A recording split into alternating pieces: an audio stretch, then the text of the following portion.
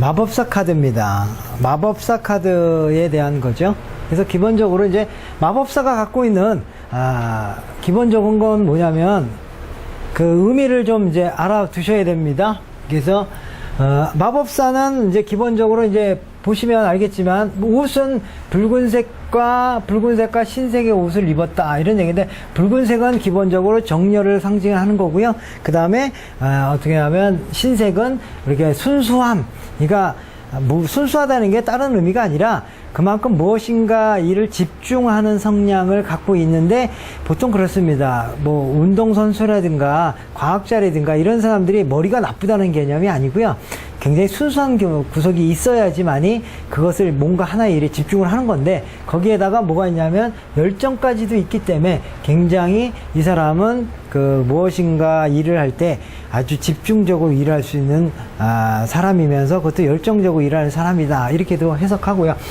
이마에 띠를 이렇게 흰띠를 둘었다는 것 또한 머리가 순수하고 이런 걸 말하기도 하고, 우리가 보통 공부할 때 이마에 띠 두르고 공부하듯이 이 사람이 이제 머리가 좋다라고 하는 측면, 그리고 열심히 노력한다는 측면이 되는 거고, 여기 위에 떠 있는 이제 우리가 말하는 메비우스의 띠라고 하는 것은 무한한 창의력, 무한대를 뜻하는 거라서 이 사람의 머리가 무한대로 팽팽팽 돌아간다, 이런 얘기죠. 그러니까 이 사람이 머리가 굉장히 좋은 사람이고, 그리고 굉장히 그것이 무한한 창의력, 그러니까 이거 메비우스의 띠를, 그러니까 우리가 말하면 창조력이 뛰어난 사람, 그러니까 아이디어가 뛰어난 사람, 이런 식으로 이제 표현을 하는 거거든요. 그러니까 똑같은 사람이라도 이렇게 메비우스 띠가 있는 사람들은 아주 천재적인 성향을 갖고 있다, 이렇게 해석을 하고, 그 다음에 여기 이제 허리를 보면 우보로스의 띠라고 해서 뱀이 꼬리를 물고 있는 그런 형상을 하는 건데, 이것도 어떤 상징이냐면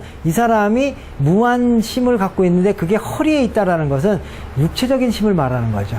그러니까 머리에 이렇게 메비우스의 띠가 있다라고 하는 것은 그 사람의 정신적인 능력이 뛰어나다라는 것을 말하는 거고, 이 허리에 이것을 차고 있다는 것은 그만큼 인내력, 지구력, 어떤 그런 힘이 뛰어난 사람이다, 이렇게 해석을 하는 겁니다. 그러니까 이 사람은 정신적인 부분도 뛰어나고 육체적인 어떤 힘도 뛰어난 사람이다, 이렇게 해석을 하는 거죠.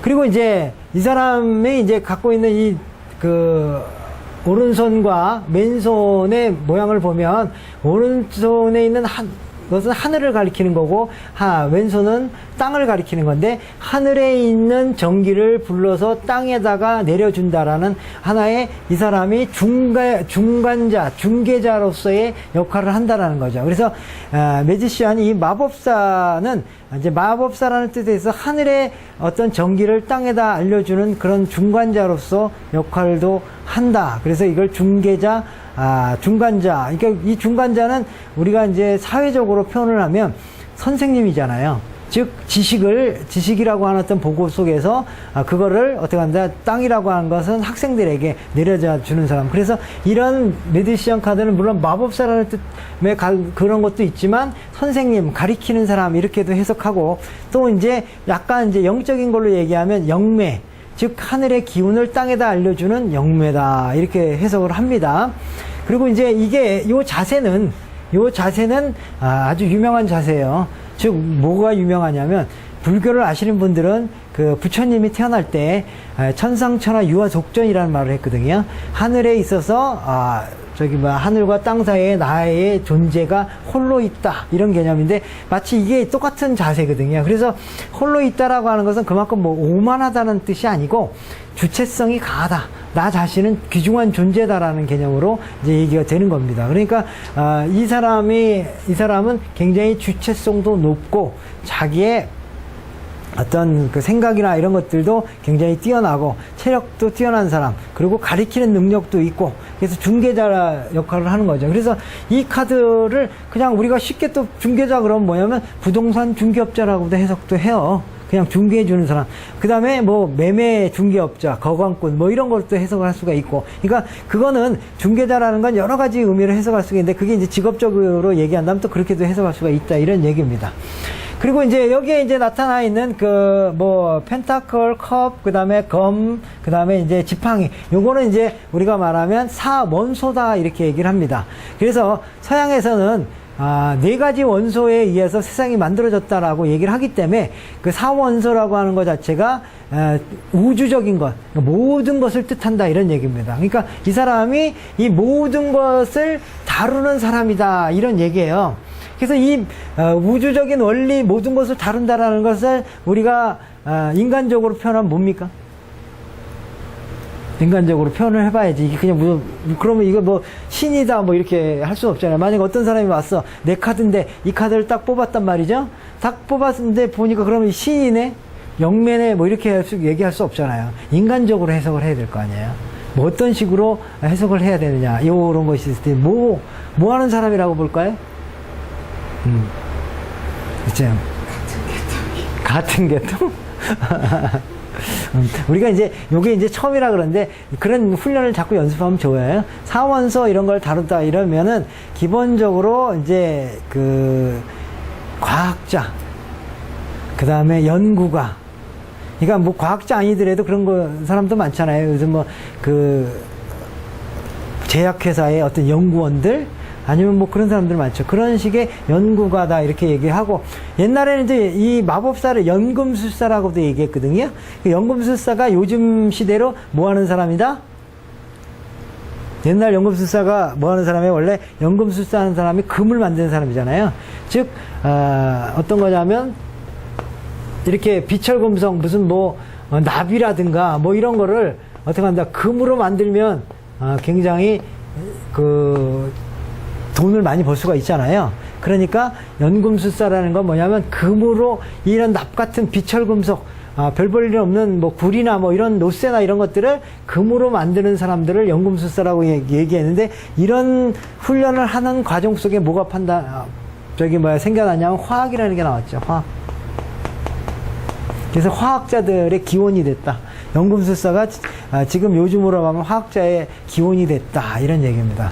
그래서 이 화학자적인 성향을 연구가다 이렇게도 해석을 하기 때문에 마법사라고 하는 게 마치 무슨 이벤트 하는 사람의 모습으로만 볼 게 아니고 기본적으로는 굉장히 과학적인 지식을 갖고 있는데, 왜 이 말씀을 드리냐면 조금 전에 배웠던 바보 카드와 마법사 카드는 서로 대조되는 부분이 있는데, 물론 둘 다 열정적이고 뭔가 집중한다는 면에선 동일하고 동질적이지만, 이 사람은 어떤 쪽이냐면 이과계통이다 이렇게 해석을 하십니다. 이과계통.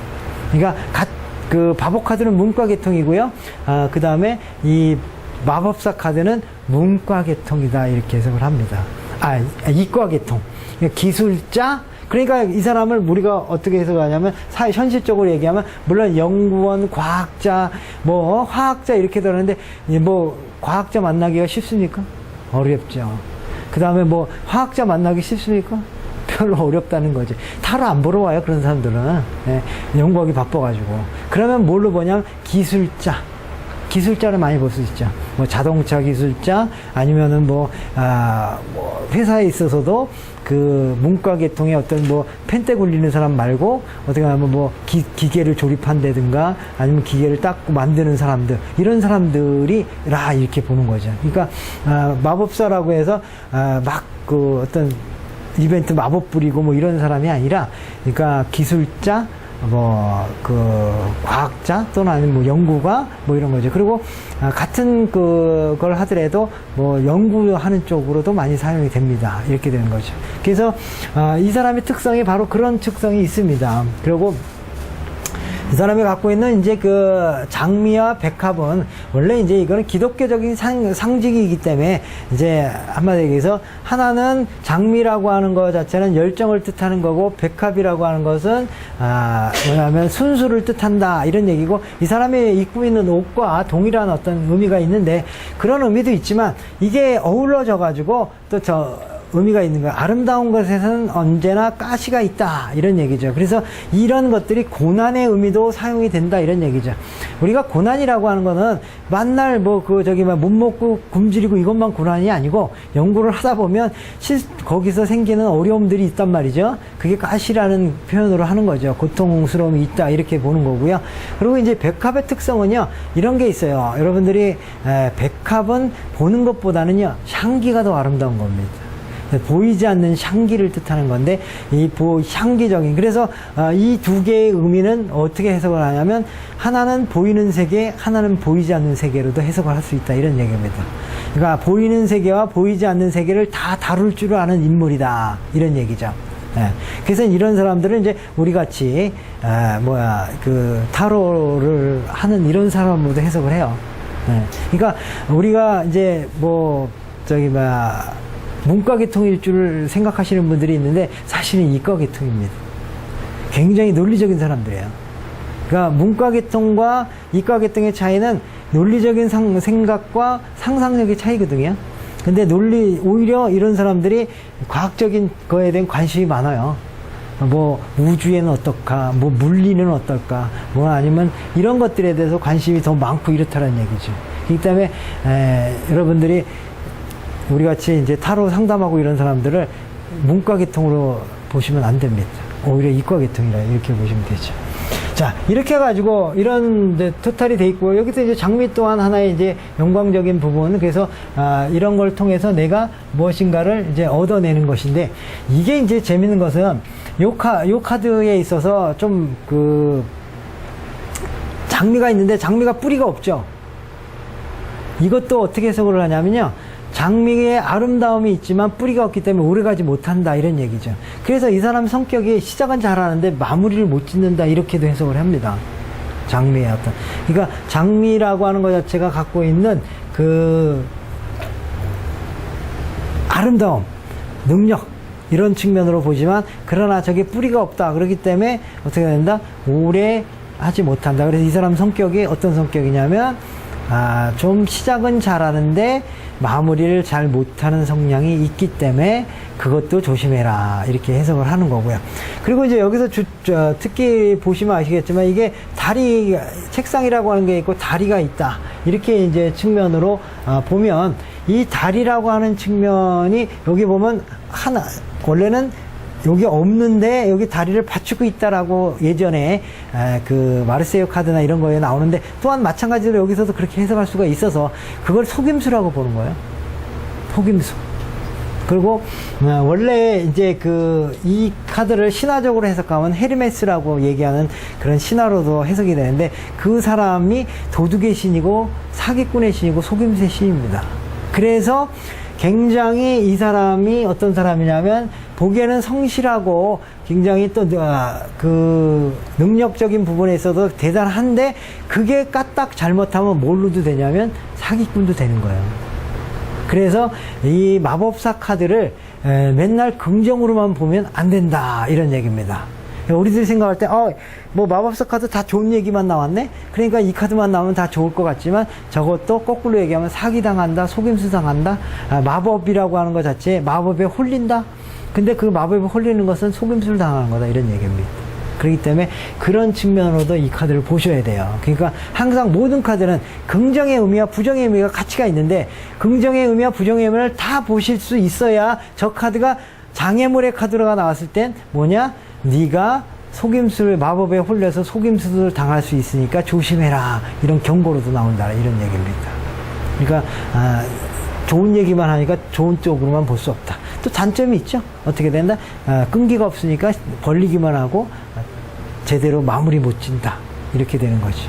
그러니까 긍정으로 얘기하면 열정도 있고, 그 다음에 자기 나름대로의 어떤 능력도 있고, 머리도 좋고, 그 다음에 중개자로서의 어떤 중개하는 역할도 크고, 체력도 굉장히 좋은 사람이기 때문에 무엇인가 이루는 데는 굉장히 좋기는 하지만, 그것이 잘못됐을 때는 어떻게 되냐면 시작만 했고 끝 마무리 못 짓는 거고, 그러다가 잘못되면 사기꾼 되는 거야.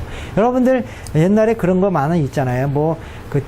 대통령 누구 측근이다 이렇게 해갖고선 돈 받고 이러잖아요. 그래서 나중에 해갖고선 그 사람 사기꾼으로 걸리고 돈 먹었다 이러는데, 원래 그 사람들도 친척인 건 사실이고 처음부터 힘이 없었던 건 아닌데, 워낙 이제 그런 상황에서 될 것 같았는데, 그 높으신 분이 나는 이제 안 하겠어, 이렇게 되면 어떻게 되냐면 사기꾼이 되는 거예요. 그러니까 사기꾼이 그냥 사기꾼이 아니라 그만한 또 능력이 있습니다, 얼뜻 보면은. 근데 그러다가 그게 운때가 안 맞으면 사기꾼이 되는 경우도 많아요. 그렇기 때문에 그런 측면으로도 같이 보시면 좋다, 이런 얘기입니다.